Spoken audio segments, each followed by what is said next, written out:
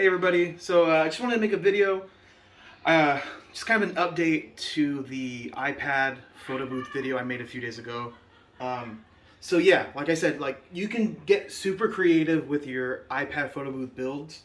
So the last time you saw, I recommended the ring light with the stand. This is just a slight upgrade. So let me show you. So basically what I did is I just turn this around.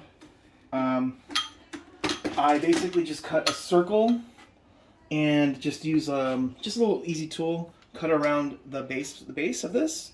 So now it's attached, the ring light is attached to this wooden piece, and the cool thing about it is it just looks a little better and it adds a lot more stability. We're no longer using that mount. And right here, the iPad, all this is a seriously, it's just a case for the iPad, and then I screwed that into the back, cut off the end of the bolts. So now you have the iPad.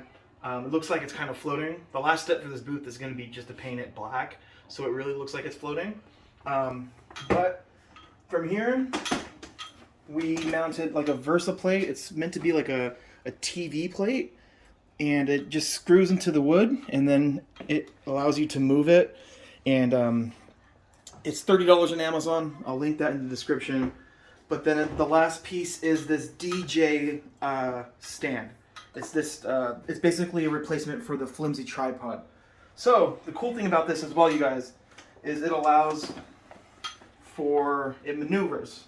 So we can rotate it landscape, or we can have it in portrait. And this is the most common way you'll see a iPad photo booth, is this way.